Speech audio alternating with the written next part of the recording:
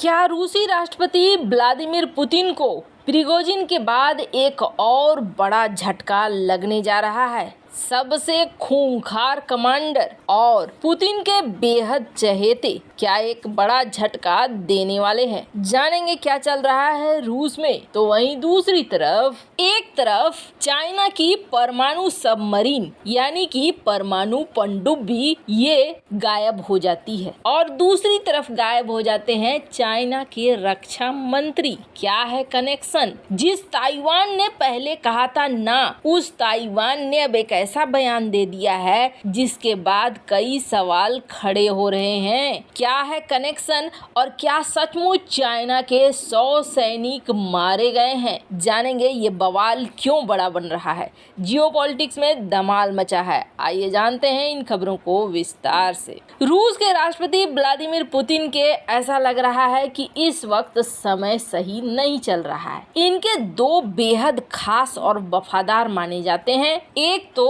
Prigozhin थे जो रसोइया थे और इतना ज्यादा वफादार, और पुतिन उस पर इतना ज्यादा भरोसा करते थे कि एक रसोइयों को पूरा का पूरा बिजनेसमैन बना दिया, और न सिर्फ बिजनेसमैन बल्कि अपनी सबसे खूंखार सेना का मालिक भी बना दिया। वो वैगनर ग्रुप का चीफ बन गया। लेकिन हुआ क्या, अचानक से प्रिगोजिन ने धोखा दे दिया पुतिन को और अंत में तख्ता पलट की कोशिश भी हो गई, और उसके बाद जो हुआ वो सबके सामने है। कहीं न कहीं माना जाता है कि प्रिगोजिन जिस हवाई दुर्घटना में मारे गए, उनके पीछे कोई बड़ा हाथ है। अब किसका हाथ है ये तो ऊपर वाला जाने, लेकिन पुतिन ने एक खास शख्स को खो दिया और वो थे प्रिगोजिन। चाहे वफादारी के नाम पर भी खो दिया हो या फिर यूं ही खो दिया हो, एक बंदा तो चला गया। एक दूसरा हाथ भी है जिसे कहा जाता है पुतिन बहुत ज्यादा इसे पसंद करते हैं, और वो कौन है? वो है चेचन्या के नेता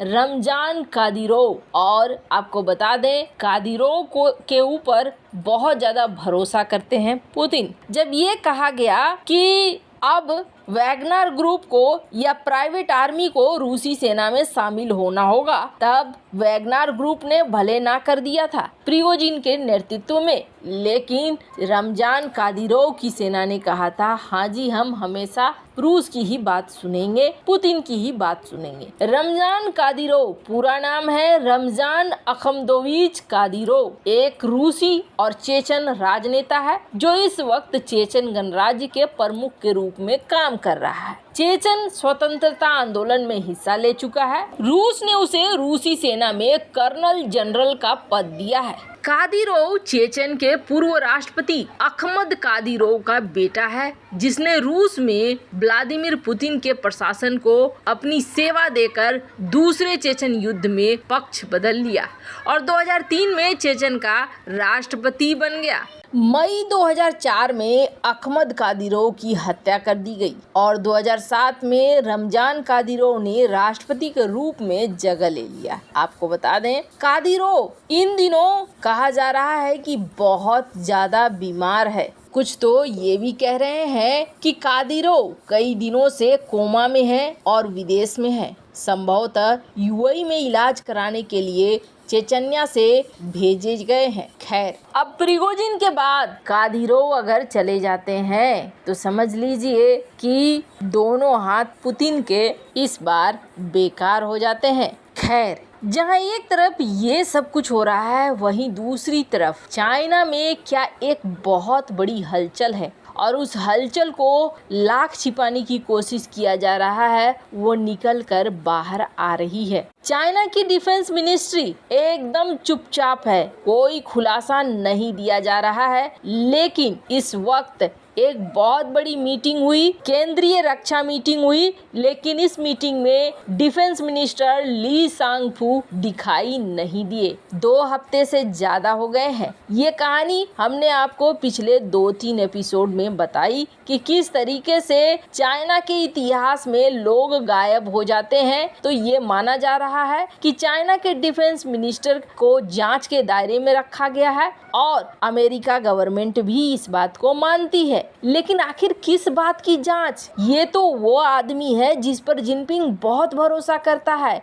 अमेरिका ने इस आदमी के ऊपर बैन लगाया और बैन लगाने के बावजूद जिनपिंग ने इसे रक्षा मंत्री बना दिया। ये वो आदमी है जिसे चाइना की डिफेंस मिनिस्ट्री का चाणक्य कहा जाता है, क्योंकि इसी शख्स ने रॉकेट फोर्स में बदलाव लाने शुरू कर दिए। इसी शख्स ने जिनपिंग को ये कहा कि आप रूसी रोजोन बोरोन एक्सपोर्ट से साइन करो डील, हथियारों को मंगाओ और उन हथियारों को अब हम अपने घर में बनाएंगे। तो ये पूरा चाणक्य माना जाता है चाइना की सेना का। फिर अचानक से चाइना की इस बेहद विश्वासी रक्षा मंत्री के साथ जिनपिंग ऐसा क्यों कर रहे हैं? तो कारण निकल कर आ रहा है क्यों किया जा रहा है। आपको पता होगा 7 दिन पहले एक खबर आई, बहुत ज्यादा ये मीडिया में हलचल नहीं मचा पाई, लेकिन खबर क्या थी हमने आपको वो खबर भी कवर करा था और बताया था कि एक सबमरीन